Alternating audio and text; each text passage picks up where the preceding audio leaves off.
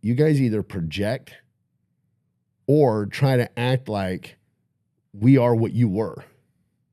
Like, you literally were the brain dead candidate backer.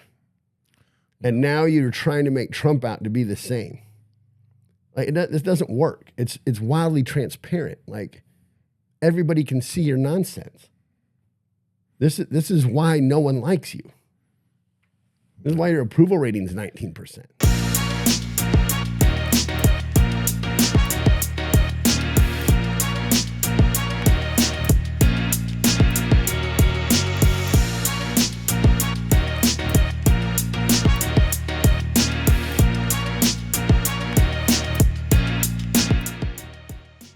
All right, everybody. Hello and welcome to this week's edition of the Elliot Omenson Show with Elliot Omenson and Nathaniel Vossman. And I think we're going to start off with the rumors that Donald Trump was dead. And so pretty big rumor. Yeah, big rumor. And it's just hilarious for me to watch these posts on Democrats and liars who declare themselves to be independent on their social media accounts, trying to equate Trump with the last brain dead guy that was in office. Okay. And so, okay. So ready for this? Joe Biden did 36 press conferences over a period of time of 1,461 days. So that's because earlier, I don't know, I'm sure we were filming, you should cut it and put it in here. Nathaniel took a guess that Joe Biden did one press conference every 10 days. And Nathaniel was off by a factor of 4. He did one press conference every 40.6 days. And the media swore to you that he was the epitome of cognitive health, that he was the smartest person in the room. The hard part about being in a meeting is his quick wit and his ability to ask probing questions. And they literally said that shit. Now, what's the same for Trump this time around? All right, so here Donald Trump is doing multiple a day, isn't he? Seems like it's maybe less formal each time, but they're effectively a press conference where he's taking questions from the press, whether that's on Air Force One in the Oval Office, just like out and about, or even from the roof of the White House. Ready for this? Donald Trump is averaging 2 per day. And during the first 100 days of his second term, President Trump engaged in 129 media interactions. Those include short Q&A sessions, interviews, and press conferences. Those interactions averaged nearly 2 per workday. To be precise, it was 1.9 sessions per working day.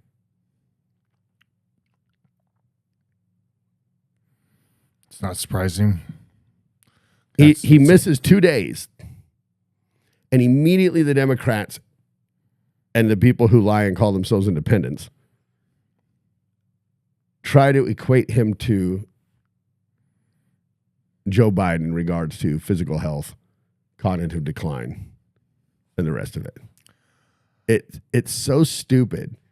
It's like, I'm surprised your approval rating's not down into the single digits at this point. Thank you. We appreciate that.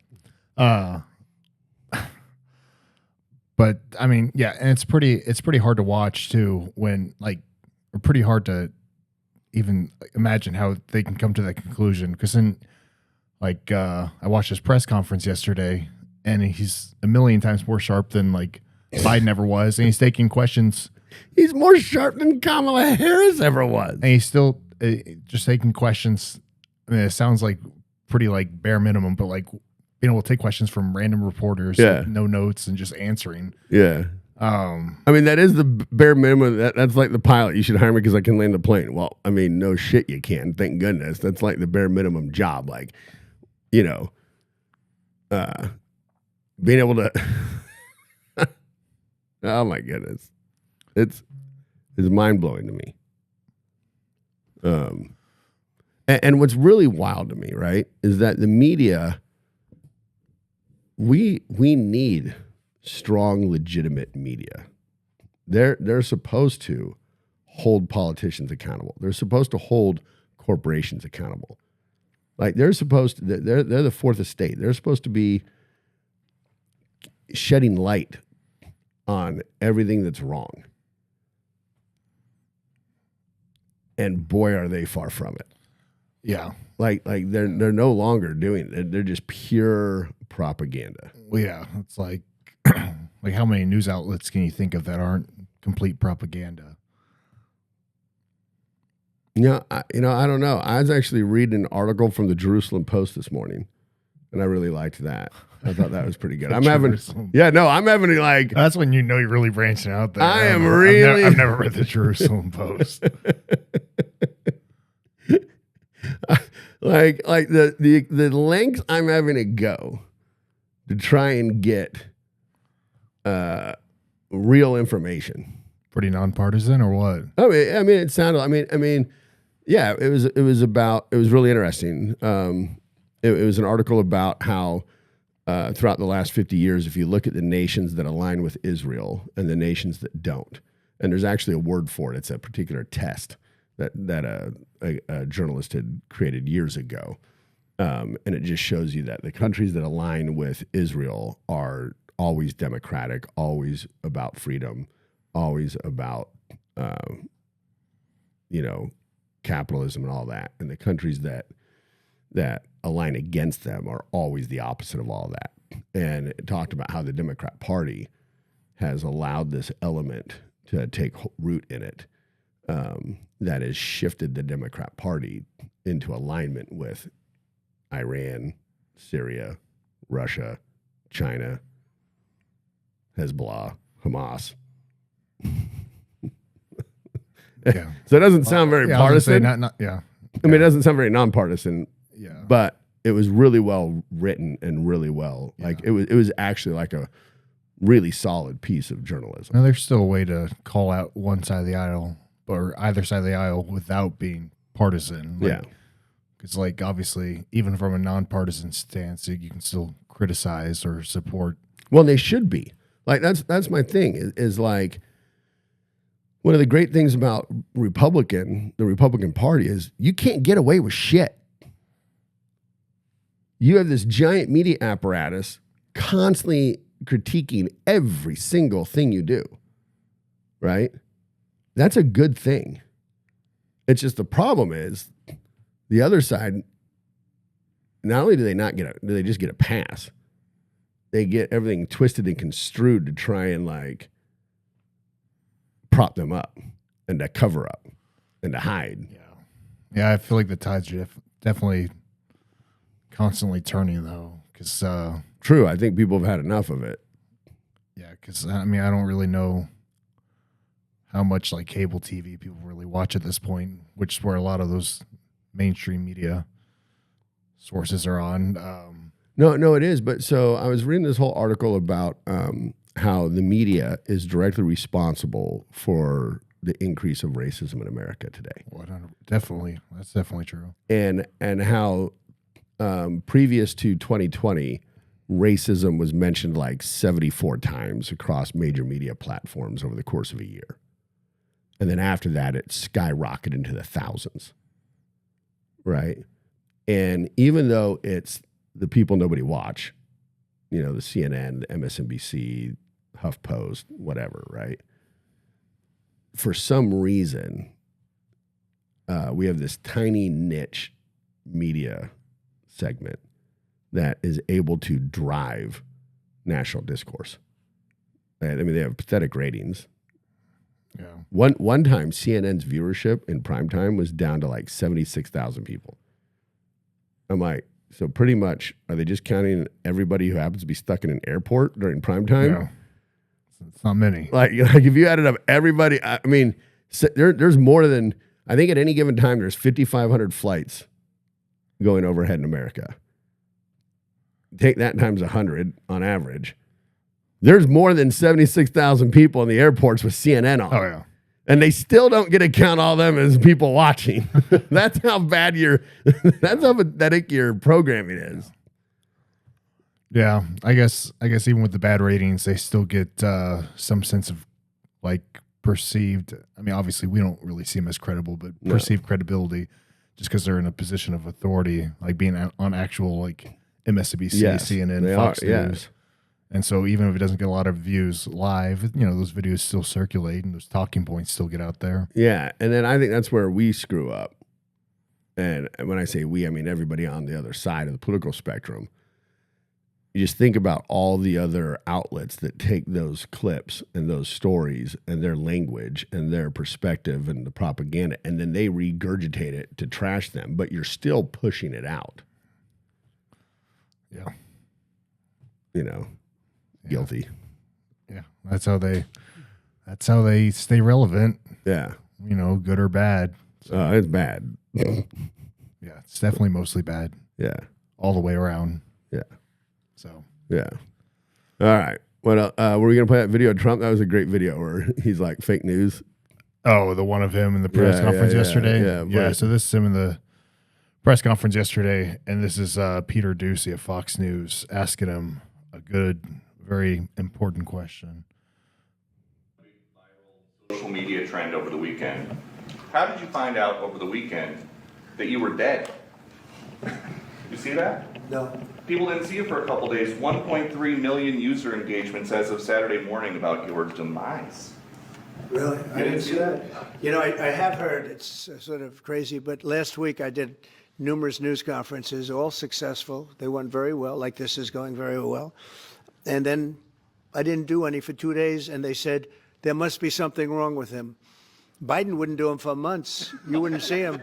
And nobody ever said there was ever anything wrong with him, and we know he wasn't in the greatest of shape. Well, it's fake news. It's just it's so fake. That's why the media has so little credibility.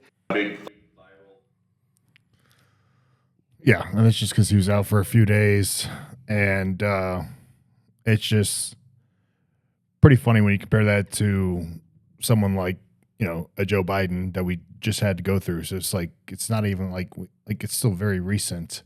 So it's not even like Joe Biden happened like 2 decades ago. It was just like last year that Biden was in office. Yeah, yeah. And then what's amazing is it's not like his wife slapped him on an airplane like McCone. It's not like he got attacked by a guy with a purple dildo like Nancy Pelosi's husband, right? It's not like you have all these examples of all these leftist Democrats who are literally getting slapped and beaten with dildos and attacked or not doing press conferences. And it's like, whatever. 2 days off, and there's numerous rumors about his demise and things that happen. None of it's real. It's just weird. Yeah. And one person that I always love to give trouble to is, do you know Harry Sisson? Yeah, he posts some of the dumbest stuff. Yeah. And so obviously he's a pretty good example of someone who is completely Total like hack. lying. Yeah. So like this is his post just the other day talking about MAGA and Joe Biden, his health. And yeah, this is gross hypocrisy. yeah, talking about his gross hypocrisy. But then we'll go ahead and go back and play a clip. And there's several bad clips. But let's see here. Now, refresh my mind. How is Harry Sisson actually famous? Because that I don't know. He's just a talking head for the Democrats. He gets like paid by whatever organization, so he gets paid to do this for a living. Oh, okay. And basically, he's like, just a troll, a paid troll. Well, not even a troll. He just like they try getting like the younger demographic, and so they get like these dudes. Like, he wasn't like a the pop only star, an actor. No, there's a handful of guys just like this. Just like there's people on the other side too. Yeah, but it's like, for better or for worse, like it's just like they're not like the most manly men. No, of like, course, because manly men don't vote Democrat. And so let's see. This one, there's a couple things. So first off, we'll go back to right after the debate last year. And Harry Sisson was saying that Biden won the debate easily, which is a pretty wild take. Yeah. And then he goes on Piers Morgan's show and do you believe defending Biden. Okay. I know this kid. Yeah. This is pretty bad. This is pretty soon after the Did you debate. believe in your heart that Joe Biden is the right person to lead the Democrats into the election in November? And do you believe he can win? He can win. He's going to win. And as Vice President Harris said, we don't let a 90-minute performance negate 3.5 years of progress. Biden's the only man who has beaten Donald Trump, and he's going to do it again. And I'm looking forward to convicted felon Donald Trump facing justice. Why are you the only person I've heard in the last 24 hours who's not crying because the performance was so horrendous on the Democrat side? I don't know. You have to talk to the people that you're surrounded by. I'm talking about Thomas Friedman and Frank Bruni and all the Democrats. That's great. All the Democrats supporting writers for the New York Times and so on. Literally all of them, Van Jones at CNN, they're all crying because it was so bad it brought tears to their eyes. You appear to have watched a completely different debate. You're happy. You thought it was great. He's going to win a triumphant victory. No, he's not, Harry. Wake up. And do you believe, Harry, finally, do you believe... That was a good more time to defend him. But because he was going on TV and just saying that how Biden won the debate, kind of similar to the X post. I became familiar with him by seeing where he'll like debate somebody who's on the right, but like very uneducated and not qualified. Yeah. And he thinks he's like, he thinks he's so smart. It's like, dude, like. Well, that's what they all do. Like they're not going to like talk like for better content. They can just talk to uneducated people. Yeah. And then it makes for good content because it looks like they're always like. Yeah, those are always right. Yeah. Yeah. No, you're just talking to someone who's unqualified. Yeah. And so there's just all kinds of conspiracies about the whole Trump situation. Like I know this one puts it in pretty good perspective. This one's a thread.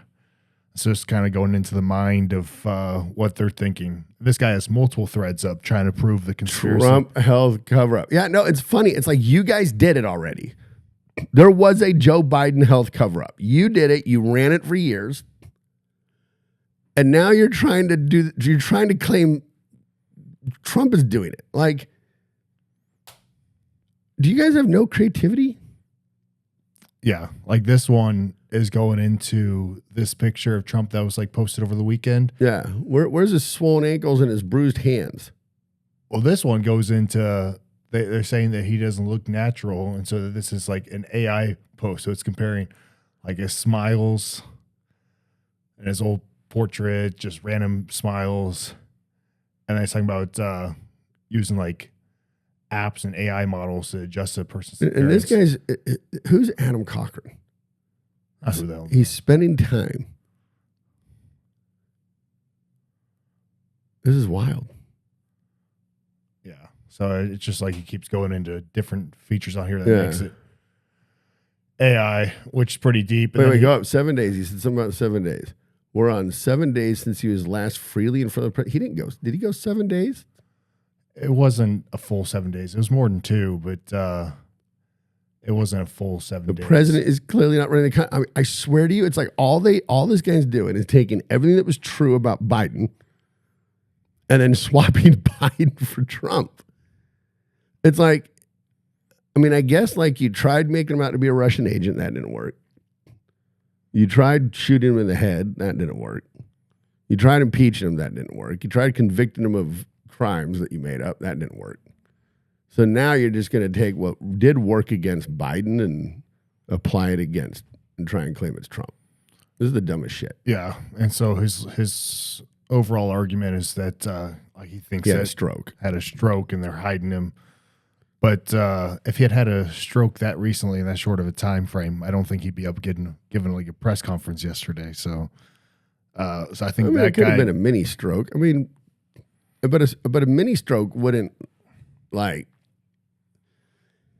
You can have a mini stroke and be mostly fine.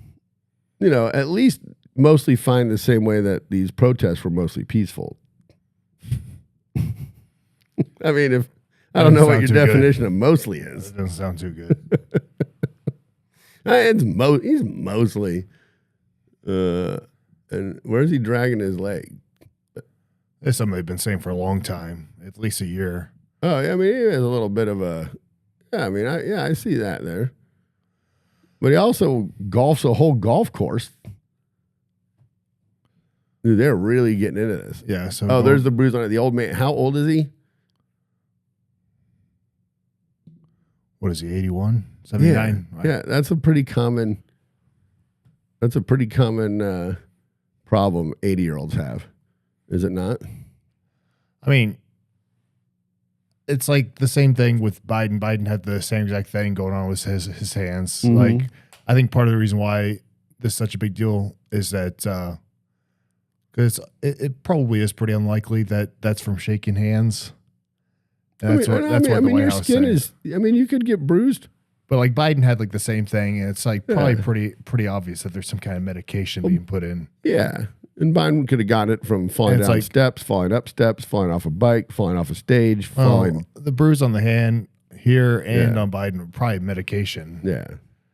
But and that's one thing that sucks is I wish they'd just be honest about it all. Yeah. And if that really was from shaking hands, they're never going to be able to convince people. No. But so I think that's part of the reason why they're calling it out, because they see it as dishonesty, which would be true. Yeah. Going into his medications. This guy really spent some time on this. Spent a lot of time on here, but then Trump likely. Oh, there's the swollen ankles. Yeah. Okay. Which they have addressed. What was that? Would they say that? I forget the actual medical term, but it's basically something venous activity where like your circulatory system like has trouble bringing blood back from like from your legs back to your heart. So you just take some medicine, I think, to help with the blood flow. Yeah. You know, horses have a thing in the bottom of their hoof that pumps the blood back up for them. I did not know that. Yeah. Interesting. Mm-hmm. You learn something new every day. So yeah, this goes on and on. Talk about like they're trying to claim these got face droop and here's what's funny, right? And I love how they literally create the foundation to do this, right? Because presidents being in their 80s, none of this is news. How is any of this news for a person who's in their 80s? Right? Liver spots, bruising, swollen ankles. None of this is abnormal for an 80-year-old, right? So why is this news? It's news because for years, somebody had much more severe problems than old age. And they all lied about it. And everybody and it wrecked them, right? Their lies caught up with them. Now, they think it cost them election. I don't think it would have mattered. But their lies caught up with them. Some people think it cost them an election. And so now they're trying to create the idea that Republicans are doing the same thing.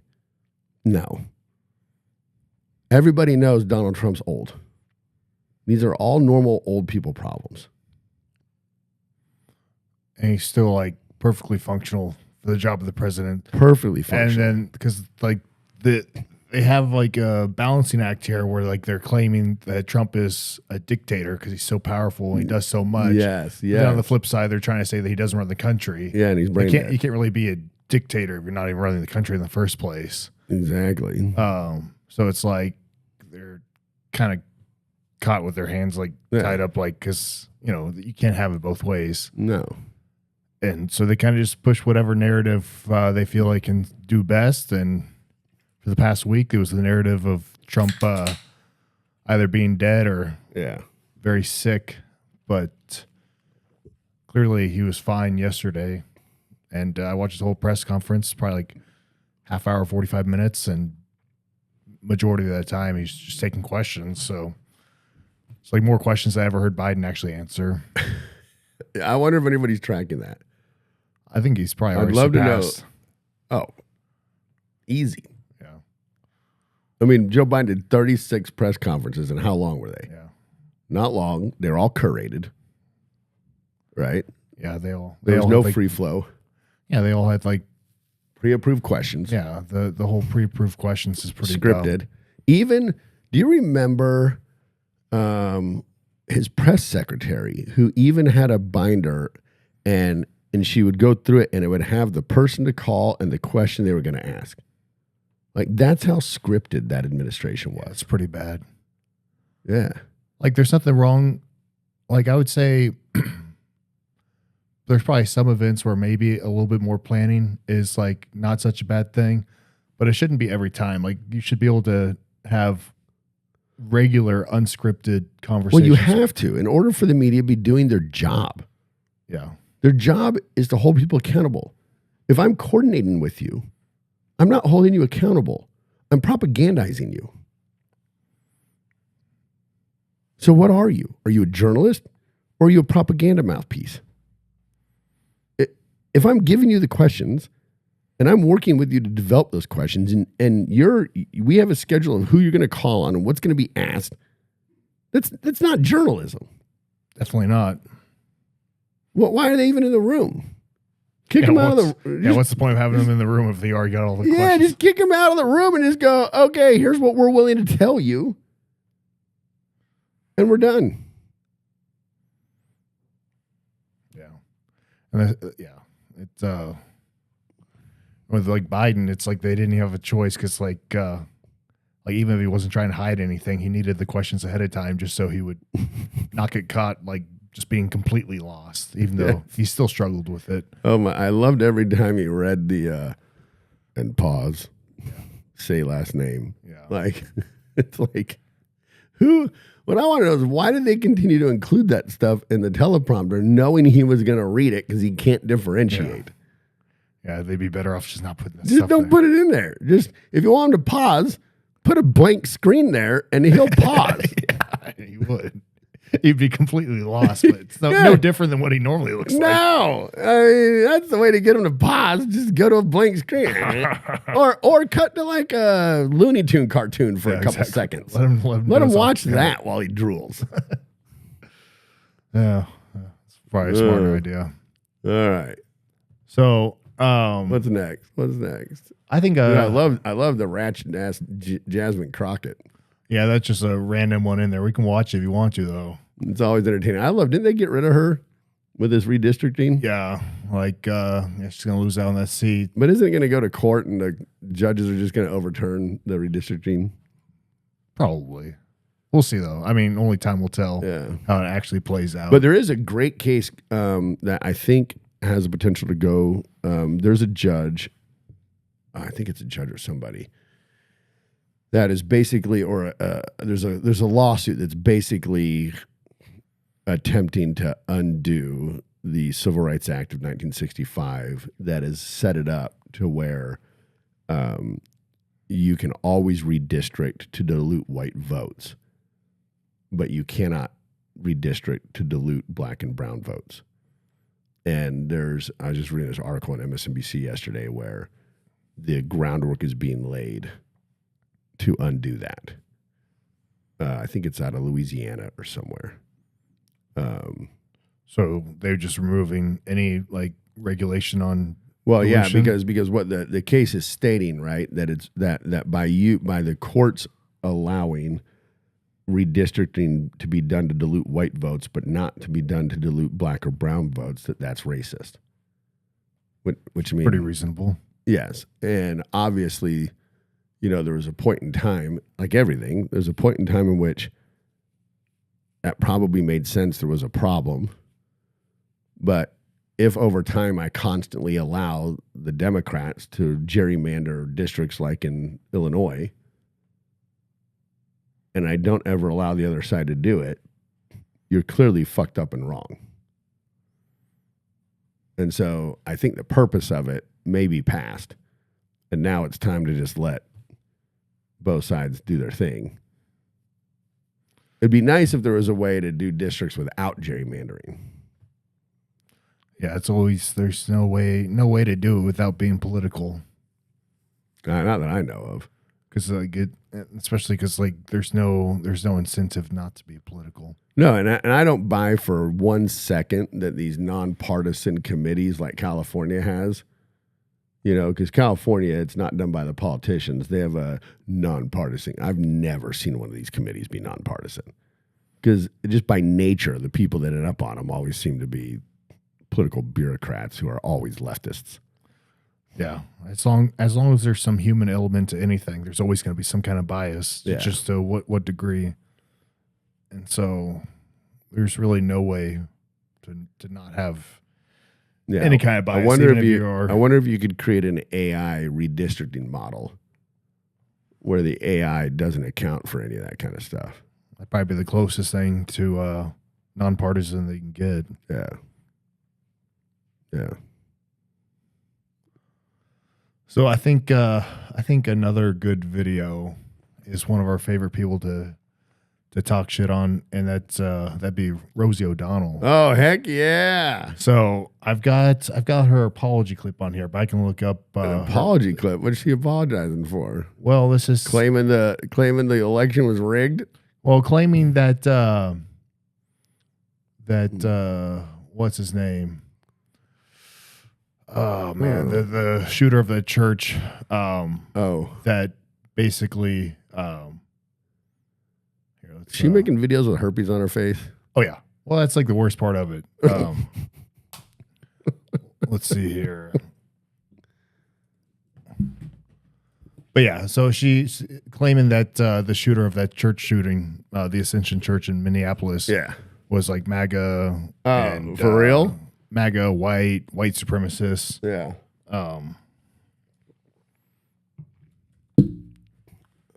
Let's see here. How many of the most recent shootings were trans? That's another good clip I've got if we got time. I just want to pull this up real quick, but I got a really good clip on that. All right. Yeah, I got 10 minutes. Let's see here. Oh, fuck. Damn. I guess I'll just play the apology clip. But like in the original clip, she's talking about how he's a white supremacist. For a few days, I this is the go online and apology haven't video. seen them till today. But you are right. Look I at her, did bro. not She do my just due looks diligence terrible. before I Yeah. made that emotional statement. And I said things about the shooter that were incorrect. I assumed, like most shooters, they followed a standard MO and had standard, feelings of NRA loving kind of gun people. Anyway, NRA the loving truth gun is, people. I messed up, and Mass when you mess shooters up, are not you fess NRA up. loving gun I'm people. sorry. This is my apology video, and I hope it's enough. She just looks fucking horrible. Oh, yeah. She must have been taken to task, huh? But yeah, she was talking about being a white man, MAGA, white supremacist. It's like, what the fuck does white supremacists even have to do with anything? And what I also don't understand is how she got the story so wrong. When this is like one of the few times where like we immediately got like info on the guy. Yeah, it wasn't like immediately. It was like this happened like 8:30 in the morning. It wasn't like the BlackRock shooter where they're like, we've disseminated his photo out among everybody, and we're fairly certain he's white. Yeah. Like this one was like, the shooting was like 8:30. By 8:45, we already had like pretty much all the information. So I don't even know like how she could have been wrong and then had time to post it on TikTok or whatever. Yeah. But the one clip I do have. And only 2 out of the last 32 mass shooters have been trans. Yeah. Well, actually, Those are rookie according numbers. to this CNN video, they said it was that it was 3 out of the last 32. Oh, okay. Well, but this one's pretty good. We'll try to watch a few minutes. 96% This whole thing is pretty cool. of attackers when you're looking at the U.S. Secret Service National Threat Assessment Center, looking at 172 mass attacks in the U.S. between 2016 and 2020, 96% were non-trans men. So I know you're focusing on this shooter being trans. The shooter was trans, and that is certainly of note.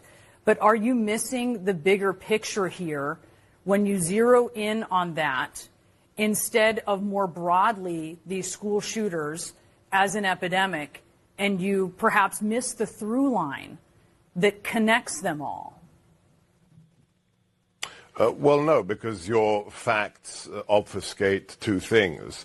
You are using data based upon the predominant gun violence, which is gang-on-gang violence with 0 ideological content. If you remove all of that, the gang violence on the streets of Chicago, LA, Detroit, then you come down to a much smaller data set. So it's like those who say, gun violence in America causes so many deaths, and then fail to note that the majority of the stats they are using refer to also suicides by gun, which of course is not what we are talking about here today. So let's concentrate on mass shootings at schools, specifically Christian or Catholic schools. Then the data set is wholly different. So don't conflate different data sets just to make a political point. There was an ideological content to this attack. That's what terrorism is. It's not because somebody didn't get the drug deal they wanted. It is an ideological message, whether it was anti-Israel, as in this case, whether it targeted President Trump in its rhetoric, as we saw on one of the magazines written by the perpetrator on that YouTube video, or whether we saw the fact that it was anti-Christian and targeting children. That has nothing to do with gang violence. Let's not mix the two things up. So let's narrow it down then, because by CNN's count, when you look at 32 school shootings since 2020, in which you have 4 or more people who have been killed. So these are the larger school shootings. Only 3 of 32 of those shootings were committed by transgender shooters. Yeah, forgive me if I don't go with CNN stats, okay? CNN has proven itself to be wholly So one thing that really stood out to me just from the little bit that we watched, the biggest thing that stood out to me was when she said... When she's talking about school shootings, only 3 out of 32 were transgender shooters, and I'm pretty sure transgender as a percentage of population is under 1%. So you're telling me less than 1% of the population is making up 10% of all these mass shootings? Yeah, that and then you have the audacity to say only 3, even 1 out of 32 would be statistically crazy. Yeah, but you get 3 out of 32. That's 10 times more likely than it should be. Oh, absolutely. And what do you and how many were trans 5 years ago? 3 years ago? 0. So what's happening? It's skyrocketing. Now, you can't really say it's skyrocketing with only 3, right? But to go from 0% to 10%, right? And ultimately, if you were to lump trans into the bigger problem, because it is a component of the bigger problem. And what's the bigger problem? The bigger problem is that Democrats are wildly unhinged. They are wildly medicated. They suffer from massive amounts of depression, anxiety. They fill their minds with global apocalyptic visions. I'm not saying that word right, am I? Apocalyptic. Yeah, whatever. See, that's why I was in speech therapy until I was 12. But they consume this global view of genocide taking place in Gaza, of global warming wiping out indigenous island populations, of women dying because they can't kill their kids. So they're just filled with all this horrible, life-threatening bullshit, and they're all on medication, and they're all mentally fucked up. And trans is just another component of this. And so, yeah, out of these 32 people, 3 of them, 10%, or according to ChatGPT 2, are trans, but that's just a subset of the mental problems that are resulting in gun violence. Yeah. How many of them come from single moms? A number of them, more than trans, right? The leftist Democrat ideology perpetuates and creates children being raised in single motherhood homes, people being confused about their gender identity, people being riddled with anxiety and depression, and then they're going and shooting places up. Yeah, and then you got CNN covering up for it. Yeah. I still just find it bizarre to say only 3 out of 32. No, I wish Sebastian would have And my ex-wife actually got to meet him a couple times. Oh, really? Yeah. And she had a business for a little while, and her business partner was actually on Sebastian Gorka's radio show. That's pretty cool. I like him, dude. He's very well spoken. No, he's awesome. But it would have been great if he had identified what you did and pointed out.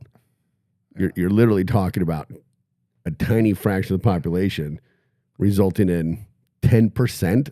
Yeah, it's like the same thing as what they say about trans people in women's sports. Is like they're like, oh, it's only this and that, and it's like, well, for such a small segment of people, like it shouldn't be such a big impact. Yeah, but I can put one tranny in track and field at a, what do they call high schools that are like the big ones that everybody cares about for sports? What do you mean? I know college it's D1. Yeah. 4A, 1A. Out here it's 6A. 6A. Pretty big, yeah. So I could put one tranny on a track and field team at a 6A school in a state. And that one tranny will win every single track event they compete in. Think about the number over the course of a year, the number of events that you could win in a track and field competition against girls. Probably quite a few, and my fat ass is in that kind of shape. Yeah, but very quickly you would be in crazy shape, comparatively speaking. Yeah. If you switch from bulk to anything, right, you're going to just rapidly make the change. You're going to win however many events. That's stripping medals and awards away from that number of girls. You're going to win state. Hands down, no problem. So one tranny thrown into the mix strips away medals and awards event after event after event after event, right? But they're not going to ever talk about it. Same idea here. Yeah. All right. I got to go. All right. Good stuff. All right. Until next week. Peace out. Peace.